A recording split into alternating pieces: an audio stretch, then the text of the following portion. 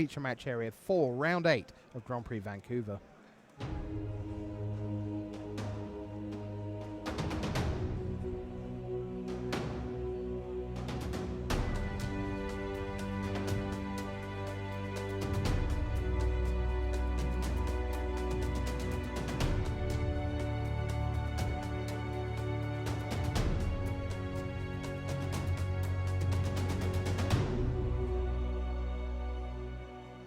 All right, ladies and gentlemen, boys and girls, you see the feature match area there. It's time for round 8 of Grand Prix Vancouver 2016. Danny Goldstein on the left of your screen will face Eric Froehlich from Team Constructed Resources. Yet he's like kind of a limited master, like let's not forget that. I love that. If I qualify, I'll be on his team automatically, just I guess. If they'll have you. Yeah, I'll ask him if he's got room. You could just swap though. It'd be fine. You'd say, I'll sort you for the limited, and you just give me a good deck for constructed. Ooh, here's one of my favorite cards from Danny. Prophet of Distortion. Yeah, love that card. Not doing a ton at the moment, but that's kind of how that card works. Tunneling GOP there for Efro. Not a card I'm a huge fan of. I'm not either, Rich. Okay. I'll tell you what. I did manage to chat with Efro. Oh, good. Right Inside after track? he built, and now it's kind of tough because you got to put the Eric Froehlich filter on it. I said, "How's your deck?" He said, 2.5 out of 10. Right. Now I got a chance to talk to him about which colors he was playing. You can see he's playing this red-white aggressive deck. I have it a little higher than he does, but to be honest, not a lot. His deck isn't great, right? I mean, you look at some of the great decks out here in the field, and you'll see some 8 and 9 out of 10s that you're like, wow, right? Some insane stuff. And his is definitely not one of those. But, he's one of the best players in the game, so he's going to find a way to make this work. All right, he's going to play a Goblin Free Runner here for full price, Rich. Not really what you want to do, but hey, you'll take it. Yeah. Is there a colorless mana source on Danny's side? Not yet, right? No, there is not. Tranquil Expanse is the only non-basic. And he must have needed to use that Evolving Wilds to get an island, because otherwise he would have got a waste with it if he's got one in his deck. Because he could really use a repeatable colorless mana source at this point, or two. He could. Yeah, and at this point he's just forced to block. If there's a combat trick here from Eric, it could be really bad for him. But Eric's just going to say, sure, 2 for 1. Look, a 1 for 1 on board. But he gets rid of Blinding Drone, which is really nice. Yeah, and it's not just the activations on board. There's Matter Reshaper in Danny Goldstein's hand, which is uncastable right now because that's 2 and a colorless. Yep, he's drawn another color. It's a mountain.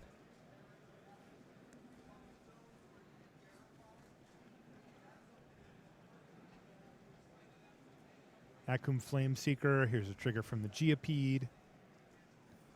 Oh, here's some business, though, from Froehlich. Resolute Blade Master. Boom. Sir Hurt Spell Smash. I don't know what you said, but ouch. That. Oh, okay. That was just more. Dang, longer. Danny just took 6 that turn, even with the chump block. Yeah, this has not come together for Danny at all. This lack of colorless mana is just going to lose him this game. Yeah, it's like he's... Any ally wins now for Eric. Cast an ally, win the game. Or how about Mighty Leap? Yeah, that's also plenty. Also 3, 4, sufficient. 5, 6, 7, GG. The thing is, though, I mean, you say his deck is not a lot better than a 2.5 out of 10. It's not hard to see why. I mean, there are multiple cards there. You're like, I beg your pardon? Yeah. He didn't want to. That's the best you could manage? And I think it is. I actually do. In half an hour? Yeah. You couldn't come up with something more than he tried, Mighty Leap? He tried to build a blue-red version, and it didn't come together either. We're going to head across town to a game that is still in progress. Matt Sperling at 5 and 2 from Team Ultra Pro up against another member of the Fireball face-to-face squadron. This is even Floch, because we've got a few Europeans in on this. That team has ballooned, by the way. Yeah. It's like 20 people now or something. Right. And 3 are like the rump of ye oldie Channel Fireball. Louis Scott Vargas, David Ochoa, Josh Atta-Layton. Pretty much that's the three that is your core. Yeah. By the way, Things not looking great for Sperling as the board sits here. He's got a blinding drone. What do you mean? Yes, we have Hedron Crawler, Warden of Geometries, Herald of Kozilek, Gravity Negator, more of Kozilek. Herald and Ma. And it looks like there's a colorless mana there as well available to pump up. In fact, there's multiple colorless mana, and that's going to be 6 damage just from the Ma. So it really forces Sperling to have something right now. And I think he just took all that damage. Yeah, this is... It's like 10? Yeah, he just took 10. Boom. This is not going to end well. It was lovely to pop in and see Matt Sperling against Stephen Floch. And shortly, we'll be going back to our main match. Eric Froehlich against Danny Goldstein.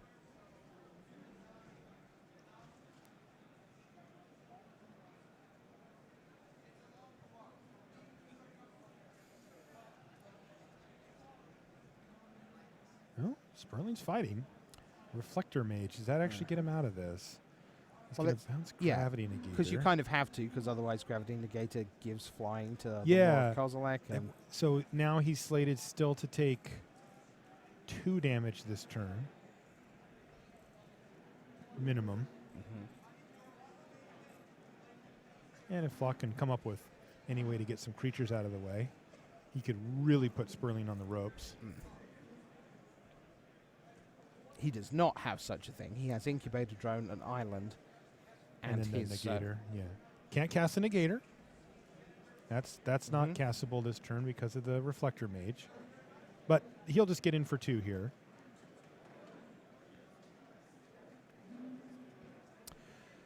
So with Sperling in trouble, we will take you back to our main match. There's Danny Goldstein on the far side. He is looking to make his first play of game number 2. It's a Netcaster Spider up against the Core Castigator of Eric Froehlich. The text on Core Castigator, that little legalese clause suddenly became a lot less interesting and useful. Agreed. 100% agree with you on that, Rich. The not being able to block by Scions, there's just so many fewer of them around with Oath of the Gatewatch. They do pop up occasionally, but they're just not ubiquitous like they used to be. Can you remember in the last, I'll give you 5 years, a more fundamental shift in limited action between set 1 and what things play out like in set 2? No, I think we're going to see this going forward with the 2-set rotations. Getting 2 packs of the new set and having those be the first 2 packs just completely changes the face of the way the limited looks. And I got to say, I like it. Right. It's like we get kind of a new format within the format, but it's not completely new with all these new mechanics. It's like twists, you know? Right. I was looking for my preview article for the Pro Tour, which I think probably goes live on Monday, and I walked through the 10 limited pairs and said, this is what they used to be notionally, like green, white, go wide, black, green, sacrifice, or whatever, and then did the same exercise with the 10 new pairs. It is... Yeah, it's shaking things up basically completely. Yeah. Wow, another good start here from Eric, though. 4 of the Titans at instant speed. That might be Eric Froehlich's fall there. That was brutal. Just a straight up 2-for-1. A lot of people don't know that Fall of the Titans is an instant. It took a few days before people to realize it. He's got a Drowner of Hope. Yeah. And here are some Scions. Sure, we were talking about the absence of just a moment ago. Yeah. That was nasty. Going to be really tough for Eric to recover from that with Danny still at a relatively healthy 17. I mean, that turn was going to go really well for him, but Stone Fury the Drowner, that's good. All right, well, Eric stabilized back. But that is going to be tough. Yeah, because that's Eric's plan basically in the bin at the moment. He's birthing Hulk now as well. Yeah. Well. Yeah, Eric's not going a lot of many places this game, I don't think. Yeah, and in fact, he's going to game 3. I wonder if Matt Sperling is still battling in their game. My guess is no. My guess is I could see it, but I agree. It's likely that he was going to lose there. He was he was chump blocking on that turn that we left to the Maw. The Maw gets activated, eats whatever. He can't let it through or he dies to it. So he was going to be left with 1 creature and at 4 life. And his opponent was losing nothing. So, Marshall, I want to do a little experiment with you. We've got some notes here about Eric Froehlich. Okay. I'm going to get you to read out all the ones that you think are what I would call spiky, that are kind of tournament-related. Oh, so Okay. these are our shortcut Right? notes Yeah. in their chat. Okay, Okay. yeah. Uh-huh. And then once you stop with those, I'll read out anything that's left in terms of, lifestyle kind of things. All right? So why don't you kick off? Tell us about Eric Froehlich. So Eric's got 14 GP top 8s on his resume. Mm-hmm. He's got 8 team top 8s with a win in San Jose. So clearly an excellent team player. And he's got 3 Pro Tour top 8s, which I think is 4 now, right? Oh, I see. And we counted that. 3 plus a 2010 World Championship top 8 for a total of 4 Pro Tour level top 8s. That's kind of the summary for Eric. Okay. Is there any? I don't know. Yeah. Yeah. I can give you more. Okay. Has dog. That's actually in our notes too. It is. Has dog. Yeah, he does. I mean, we can go further. That's now. one of the best we can- sentences I've ever read. Has dog. Yeah, just right to the point, succinct. He has a great dog too. Yeah. Honey. Honey's the dog. Yeah. Yeah. I've had a chance to meet Honey a couple of times, and Honey's awesome. Yeah. And so's Eric, which not everyone knows. Oh no, Eric's he's the nuts. He's great. So he is looking. There's a Smite the Monstrous there we see in hand. Resolute Blade Master, which we've seen win a game and not win a game so far. And we're away with the dog-owning Eric Froehlich.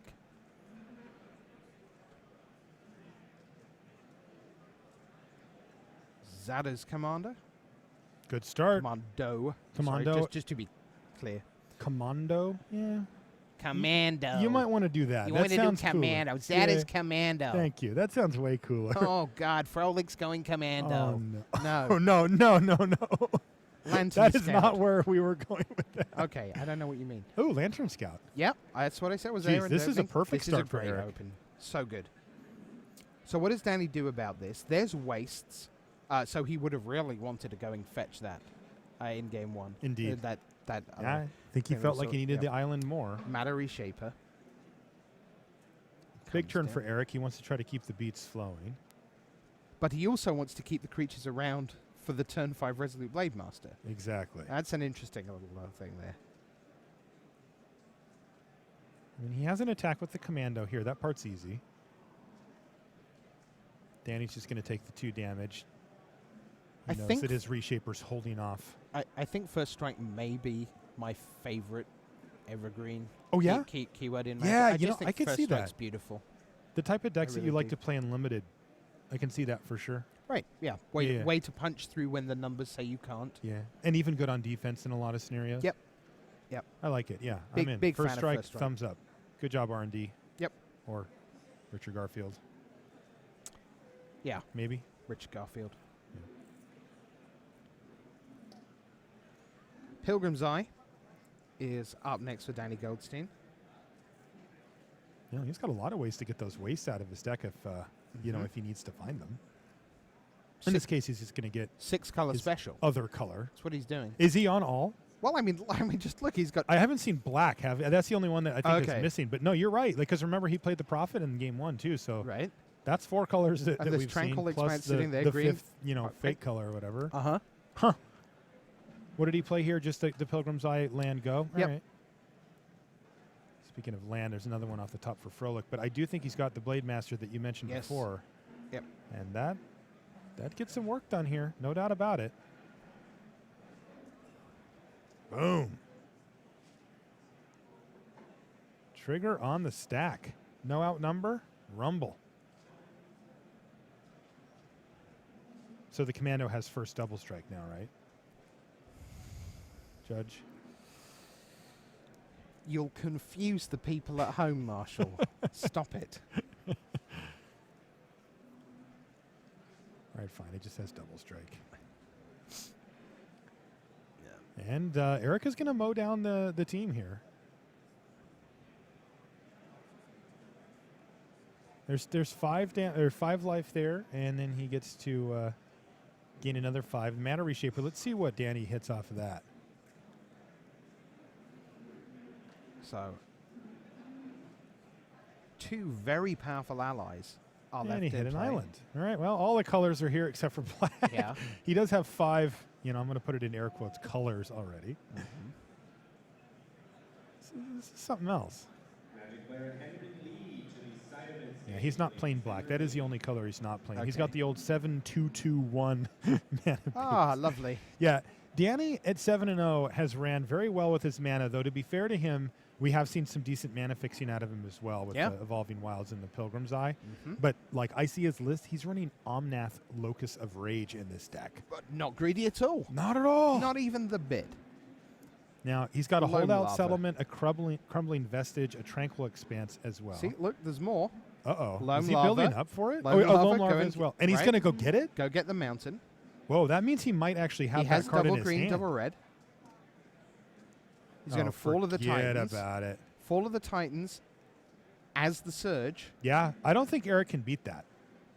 Like, not that it's impossible, but like I don't think that he has the tools to recover from just a straight up 2-for-1 like that without something, kind of special happening. That's Right. really brutal for his deck.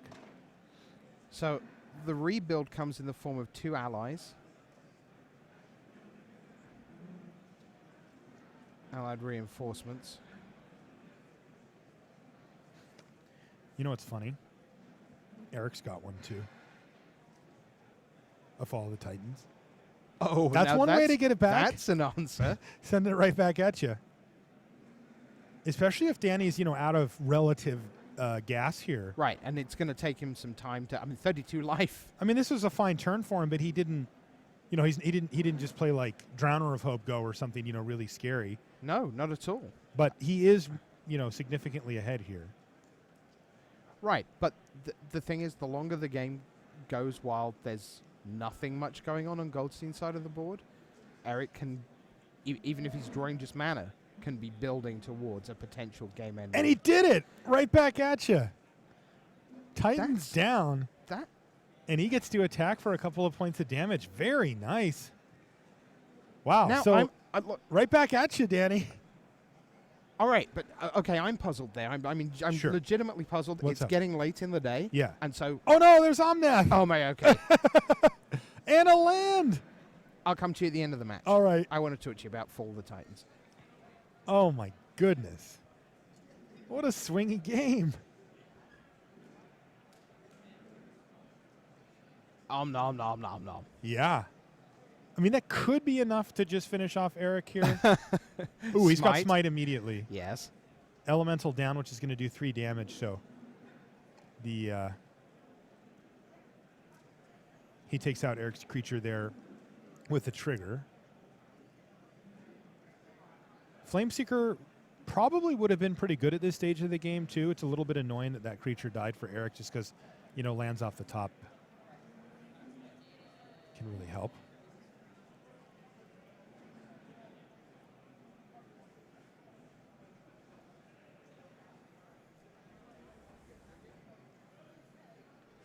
And speaking of scrying, ooh, he left it on top. That is not good for Eric. He was really hoping that would go on the bottom, and it's Drowner of Hope. So many good cards for Danny. Wow, you can see that the raw power's there. I mean, when you just play all of your good cards and make the mana work after the fact, it works out for you. But this is where Eric's deck can't keep up on raw power level.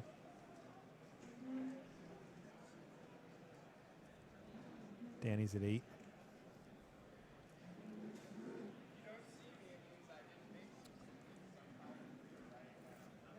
Playing for undefeated here. Uh-huh. So look, my question about Fall of the Titans. Yeah, what was it? It didn't look like Goldstein's board was that impressive. Froehlich was at 32. He'd already lost one good route to victory. Resolute Blade Master and a bunch of allies. Yeah. Why would you not, having drawn Fall of the Titans, start playing a game that involved drawing mana, playing things, and building towards going, this Fall of the Titans puts you to dead? So at the time, Goldstein was at 10. Yeah. And Eric had something like 6 lands on the battlefield. Yeah. That's tough. It's a long way away. It's a long. I mean, you need to get to But 13-ish mana before that is a thing. yeah, You know, Absolutely. So I'm explaining why. I mean, Yeah. this is why. Like, Mhm. I think that Eric knows that if the game goes that long, it is going to be very, very tough for him to actually get to that point and still be in a position to not be dead. Okay. I think enough. that's why he did it. All right.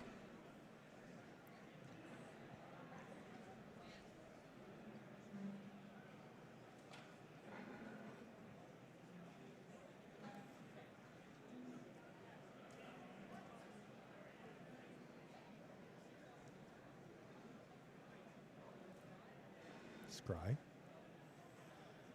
Eric's just passed a turn back. Mm-hmm.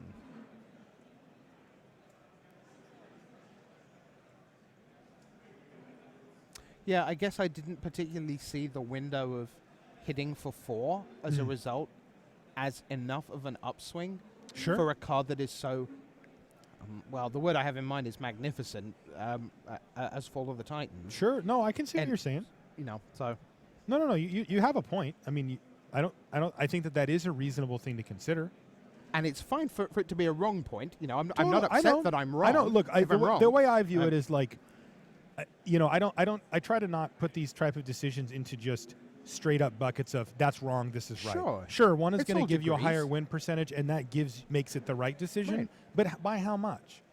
Right? Yeah. If Eric takes that other line, does his win percentage 80% of what it would have been done if he fired it off right there? Probably somewhere in that range. You know, so we're talking about something that you have to actually think about. Huh. I like the way your brain works, Rich. It's a gift. Yeah. 2 cards in hand for Danny Goldstein.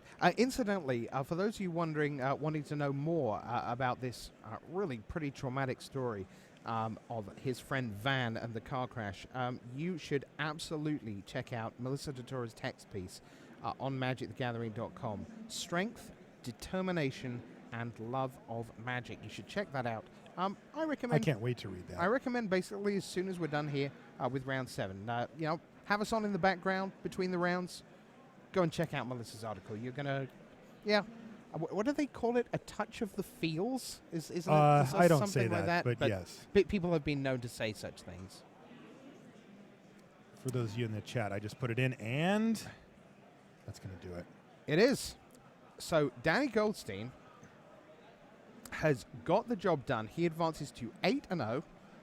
Eric Froehlich's back for draft tomorrow and in good shape, even if it turns out to be 7-2, which is by no means certain. He has 1 round still to play.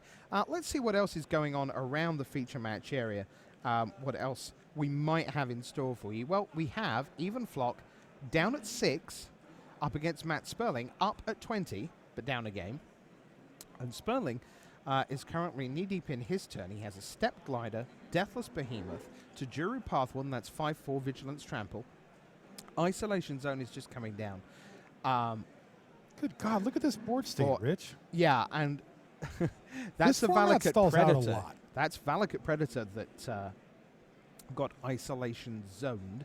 More of Kozilek has a counter on. Olamog's Nullifier has a counter on. So does Kozilek's Pathfinder. So that's a 6-6 that can make various things not block. And it is various things. Is it a Valakut Invoker underneath Isolation Zone? Oh, sorry. I think it's an Invoker. Yeah. Sorry, I think the machine gun just got online for Floch. That is precisely why. Just a brain. Yeah. I don't like. I've the never way my done brain that in the works. booth, so. Oh my lord. Oh, I haven't yet this that. round, and I somebody probably timestamp that for me. I want to button. You know in how here that untrue says, that. I've never done that in the booth. I've never. Oh God! Don't make me regret it. Nah. We I do the kid, best we I can, kid. Yeah. and we share the love we have of the game with you, and we apologize when we don't quite get things right. I knew full well that was going to be dealing 3 damage, and that's why the isolation zone happened, and I just said the wrong word. Yeah, I think that, even with Sperling at 26, that's the kind of card that can really change combat math and give something Floch to do with his mana. So now Sperling, Mina and Den Wildborn. And Blinding Drone, by the way. Right next to a Blinding Drone. But I didn't think I'd see both of those cast in the same turn this weekend, but here we are. As a by the way, I know it's still early. We're in round 8. We've got a whole day of draft tomorrow. Yeah. I think Blinding Drone may be my candidate for the most disappointing card Really? in the set. I've liked In it. the way that, in terms of what I've seen of it. Not of my expectations of it. Understood. Hey, look, it's a tapper. It's 1/3. Deals with 2/2s. And then taps things. This is cool.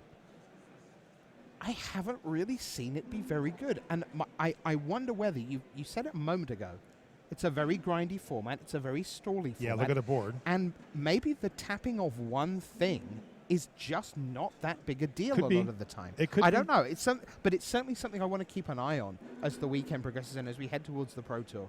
Because I just thought Blinding Drone was going to be terrific. Hey, look, cheap tapper. Master Decoy, sign me up. And that isn't what it seems to have been quite. No, I can see that. I can see where you're coming from. Overall, I think the card's good. I think maybe we'll see it perform even better in draft where you can craft your mana around it better. Yeah. Very likely. Like there's a Blighted Cataract in play for Sperling, and he kind of needs it to use the Blinding Drone. But the Blighted Cataract represents a couple of cards for him, so it's like, ugh.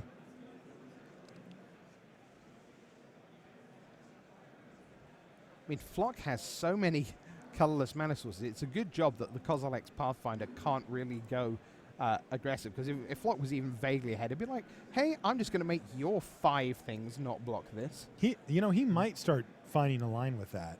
Right. But he is at 6. Indeed. That's the big bad news. Yes. Sperling would love to see anything with support at this chance. That Step Glider has the ability to send some of his big creatures to the sky and finish this thing off in short order, or at least start forcing chumps. Another interesting note here is there's a Barrage Tyrant down at the bottom of the screen on Ivan Floch's side of the battlefield. Yeah. And that thing, you can pile on a lot of damage with a card like that. Look at the board right now. Yeah, it's Pathfinder's got 7 power. The Mauve Kozilek can actually, especially with the extra counter on it, can get to like 8. I mean, it's kind of an all-in move. He probably doesn't have the mana to do it all in one fell swoop, but, block, throw my creature at your face, untap, throw 2 creatures at your face. That kind of thing can actually get the job done out of nowhere. So Sperling's going to have to be careful about that. both of these players were in the top 8 of Pro Tour Magic 2015. Sperling's second top 8 came at Magic Origins, while Floch, of course, was the winner of Pro Tour Magic 2015. Yeah, a pretty good day. Yeah. And then backed it up with another Pro Tour top 8. Uh-oh, was that another playing Invoker off the top for Floch? Oh, that would be... Let's He could activate it immediately. Oh, it is. Yeah. 2, 4, 6, got 8. 8. Whoa. Who do we appreciate? It's Valakut Invoker. So the downside here for Floch is that the only creature he can outright kill with it is that Night Ally, which is fine, but it's not really doing much. He can start doming Sperling. I was going to say, would you take the turn off, as it were, to spend 8 to kill the ally? Not in this scenario, no. Right, you just get straight to work on Sperling. He's got so many redundant creatures that take care of the ally and just make it irrelevant anyway. Yeah, and it looks like Sperling sees that. He's going to go ahead and crack his Blighted Cataract. That relieves him of colorless mana for the moment, but he needs to find another answer. Because as long as the board stays stalled, which it is right now, it is stalled out. There is no great attacks on either side. That Invoker is the difference. If you look at it as like a scale, and Sperling says, I'll put all my creatures on this side of the scale. And Ivan Floch says, I'll put all my creatures on this side of the scale. And it evens out. And then he puts on that Valakut Invoker. Goes right back over to Floch, and he gets to just sit there and start dumping mana into this over and over. Can I thank you warmly for that sound effect? Yeah. That is the kind of value-added material that... Yeah, you're welcome. We don't... Not everyone gets that, you know. You're welcome. Only for you, Rich. I appreciate it. I really do. All right. Tajiri Pathwarden number 2 comes down. More 5/4 Vigilant Trample action. It looks like Ivan is going to take the control route. Look, Sperling's on 26. It's going to take forever to kill him, but I actually like just starting to dome him. I just don't think that 2/2 does anything. I'm sorry. I know you said that seriously, but the way you sincerely said, so even Floch looks like he's taking the control route, really did it for me. Good point. You got me. Really did it for me. Yeah. Thank you. Again.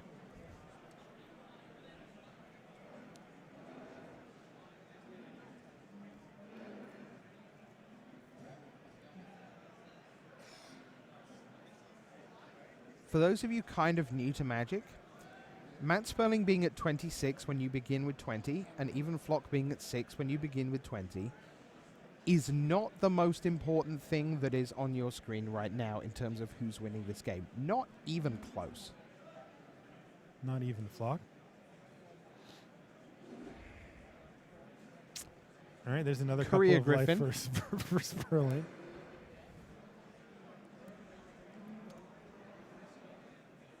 Remind me to talk to you after the round. Oh, no. I just got a "we need to have a talk" from Rich Hagan. This can't be good for me. So Floch runs out, I believe that's Herald of Kozilek, yeah. Well, he's just kind of working that Ruins of Ornreef here. Mm-hmm. And once again, he's got enough mana to fire off 3 damage at something. Probably the Courier Griffin. That Yes. one I would take out here. Sure. Because the thing is, it isn't just that it is itself a threat. It's if you know, even if Sperling had some random pump spell, suddenly Floch's within actual range of death. That's right. Now, he does have a Gravity Negator on his side. Or does he have 2 of them, actually? He's got 2 of them, actually, and Yeah. they're 3/4s. But still, that's Right. a threat that can get mitigated even temporarily and leave the way open. Remember, Sperling also has a Step Glider. Right, So. and like Spark Mage's Gambit. There you go. Great right? example. Right, yeah. right there. That could get him in for 4, a pump spell, a burn spell, anything that can get in a couple. And it would be GG.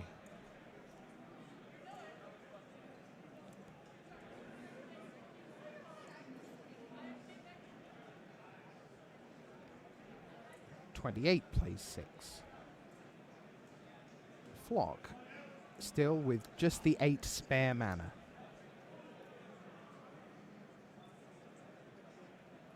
The funny thing is, though, Marshall, I know we've said the format's or it seems quite grindy for sealed, but it's not like most of the matches in the feature match, and obviously that's a relatively small number for mathematical certainty, but Sure. that anecdotally, we don't seem to have had that many super grindy matches where like all 4 tables are still going with 10 That is minutes true. left in the round. That is true. And There's you a and I have ton a of- feel for that after having Right. done GPs We've done for a so lot of long. GPs, Yeah, and no, you're right. There are tons of 2-0s, and even 2-1s are done in 30, 35 minutes. This is this kind of board state with 4, 6, 8, 10, 12, 13, 14, 15, 16, 18, 20, 21, 23, 26, 27, 28, 30. Yeah, 35, 36 cards on board between the two, including lands. Pretty unusual to be quite this deep. Yeah, I mean, I think that what we've seen is that the board tends to get stalled, and then something breaks that stall. Like there's a lot of rares that can just sort of smash through or skew the scales in the other direction. Right now, though, we haven't really seen that. Not yet, at least. Are there attacks happening here from Sperling? Remember, those top 3 creatures all have vigilance. Yeah. Now, he's attacking with them, it looks like. And the path ones also have trample. Yeah. Oh, so yeah. that's a potentially big thing. Oh, they got trample all right.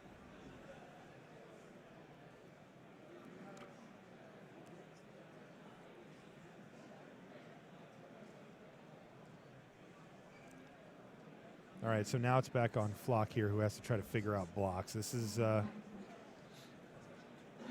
definitely annoying for him. I mean, it looks like he's got really good blocks, but come on, we know Matt Sperling. He's not just going to make an attack for no reason. So something's up.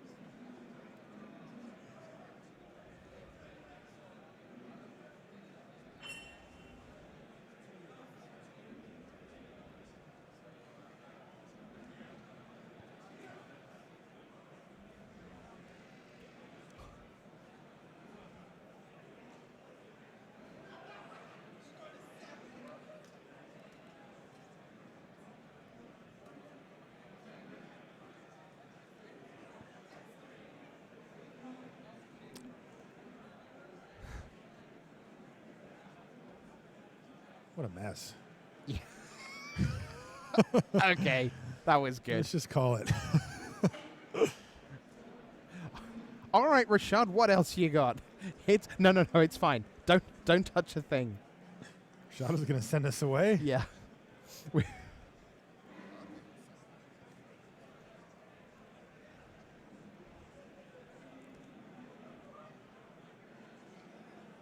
Okay. Block, block, block, block. What do you got, Sperling? A pair, and then a trio on the Deathless Behemoth.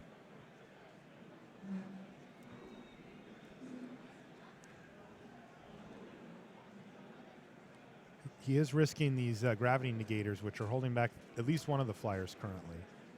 Unity of Purpose. Wow, at instant speed. Yep. So this is support 2, and you get to untap the creatures. It's not going to be relevant here, but wow, I haven't actually seen Unity of Purpose resolved yet in the format. That's not a card that's real popular, and you know, I'm 5 or 6 drafts deep, just haven't seen it yet. It's an uncommon, so whoa.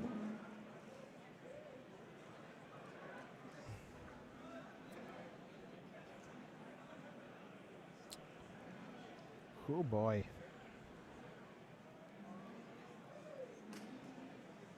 This does potentially just makes trades.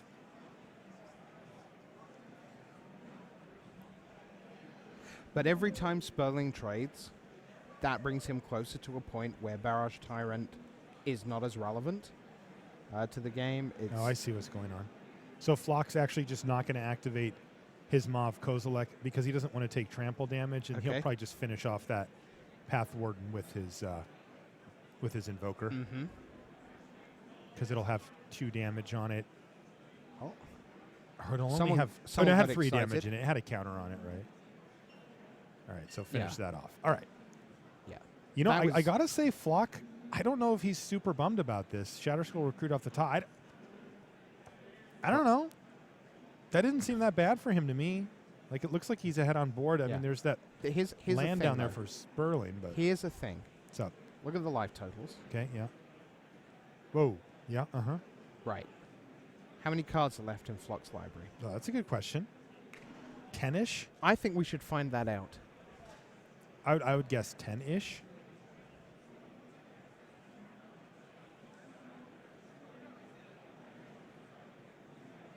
I mean, I see 24 cards between hand, board, and graveyard. Unless there's anything else. So 16? Yeah, still plenty. Okay. So he's fine there.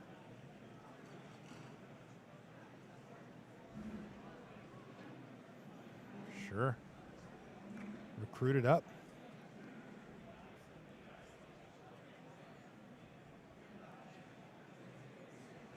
And he still has mana for the Invoker. Also, worth bearing in mind that, in a sense, he's been somewhat flooded on land. He's got 13 out, which realistically means he has at most 5 more left in his deck. So he's probably got 10 spells and 5 lands left. Oh, yeah. So he's got plenty of meat still coming. Yeah, he has the active Invoker. That's probably just going to kill the Griffin.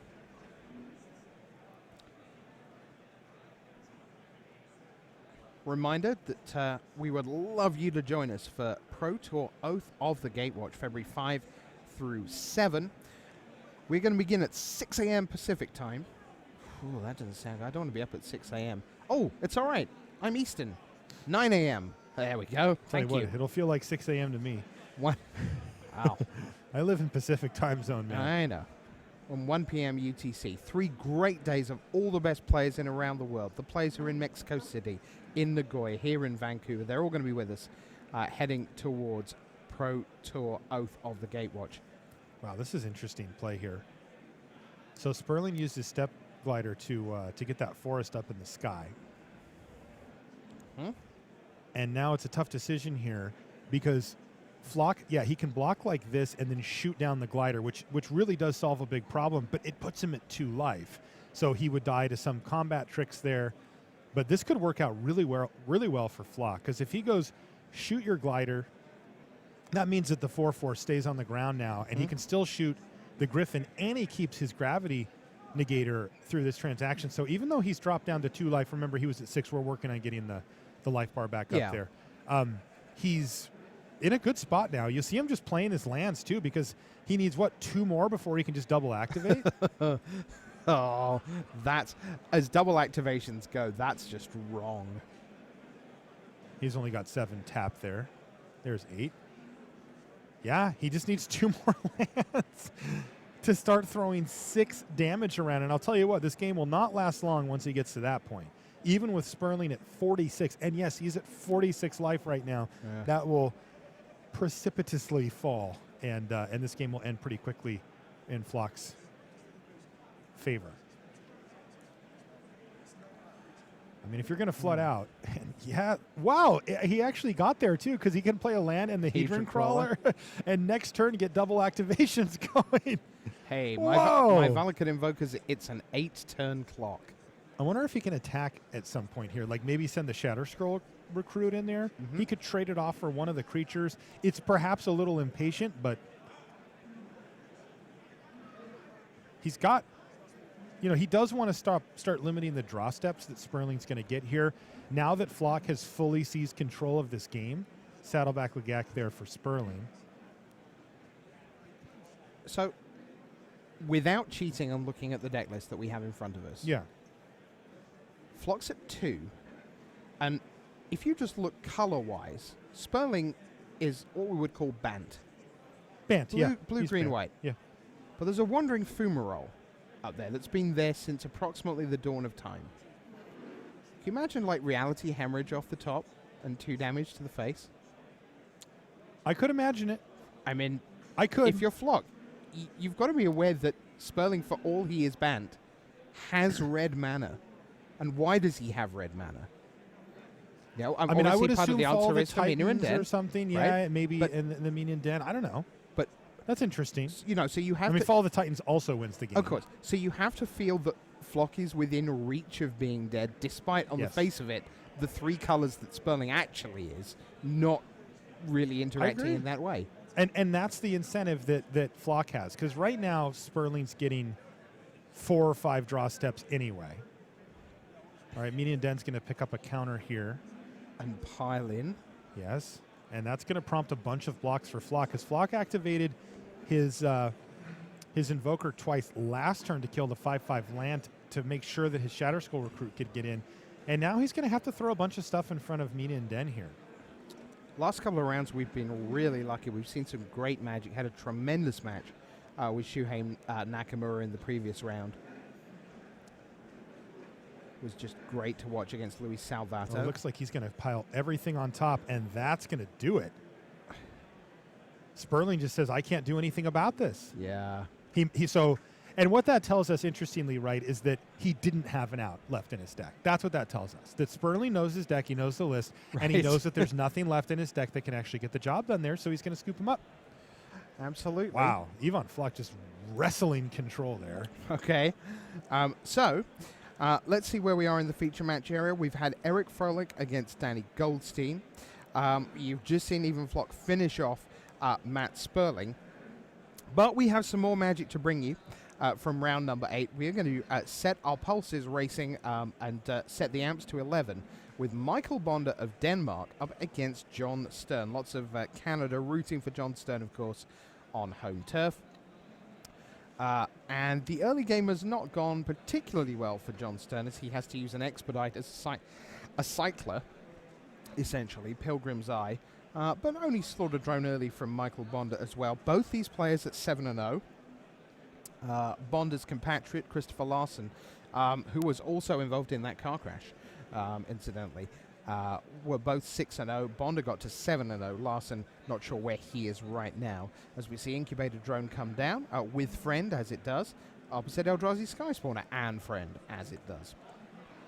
Kozilek Shrieker is up next for Michael Bonde. Chance to make that a 4-2 menace, or even a 5-2 at some point down the line. You checking out this sweater that Michael's got on, or jumper, or whatever you call it? You're learning. I'm coming around. Yeah.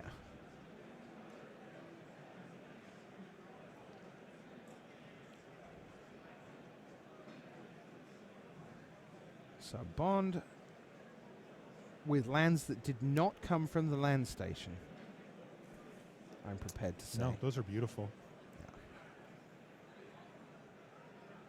Correct choice of island for Michael as well. First time we've seen Jurien Ruin Diver in play this weekend on camera. The 2/3 Merfolk Wizard. And cast your second spell. Draw a card. But right now, back in hand, thanks to Clutch of Currents. Our old friend Clutch of Currents. Yeah.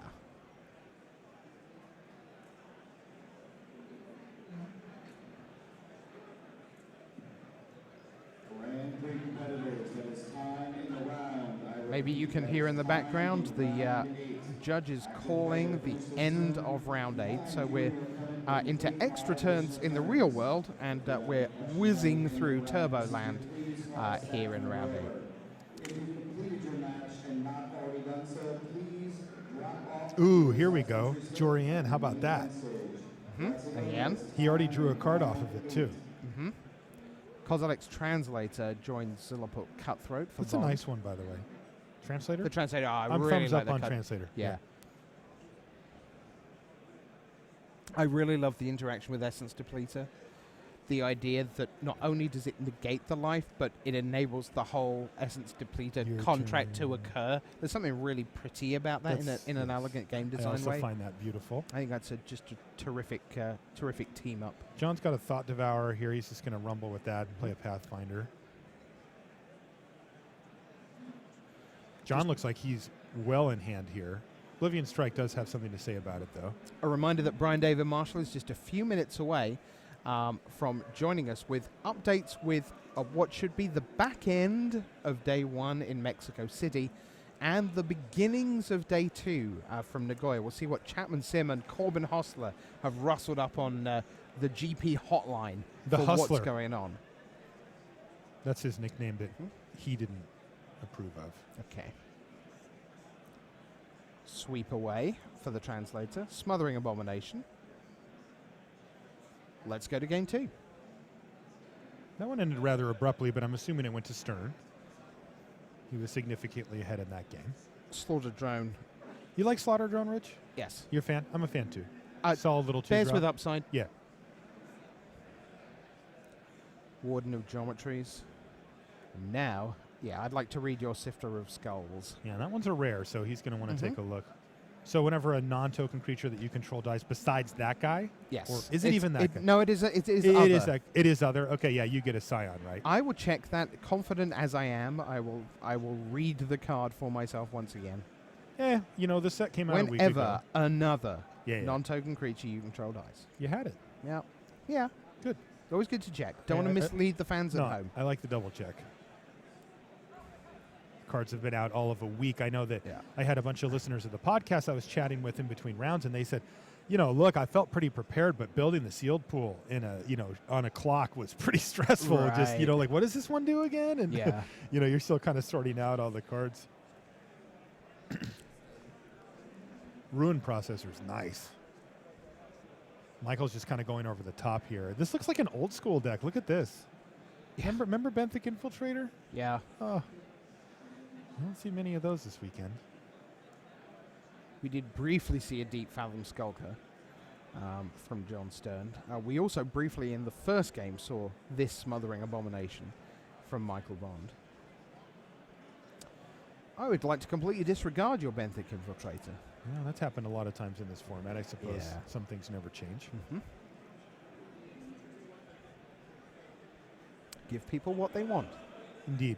Now, this is interesting because the Smothering Abomination here is sort of teetering on the edge of being awesome, right? Like, Right. if Michael can play some creatures and do some things, then all of a sudden it looks great. If he can't, he's going to have to sacrifice it and draw a card, which honestly isn't the end of the world. Ruin And Processor. that is what he's going to have to do because he's going to want to keep that Ruin Processor. Stern Oh, will run no! out Eldrazi Displacer. Oh! So now he can actually make him sack the Ruin Processor by exiling the... Oh, boy. Oh, he's just going to get in there. Yeah. Yeah, John's just not messing around. He Right. he could have done that too, but yeah, this is this seems pretty good. And by pretty good, you mean this game's over? This and game's Stern's over. Yeah, I mean, look, that Displacer is unreal. Especially with the Kozilek's Channeler. Come on. Yeah. Yeah, I mean, if Bond finds an answer to the displacer. There's a chance he gets back in because he does still have the rune processor, but the window to do that is very short. And in There's fact, your has handshake. closed. Yeah, Eldrazi Displacer. I don't think we've seen it lose a game on camera, but John Stern has won. Michael Bond from Team Cabin Crew has gone. Channel 5 will face-to-face move on. Elsewhere in the feature match area, we saw Froehlich against Goldstein, Sperling getting bested by even Floch, and Marcel Angelo Zafra was playing against Han Lee. We have one round to go. That means we must be done with round 8 here at Grand Prix Vancouver.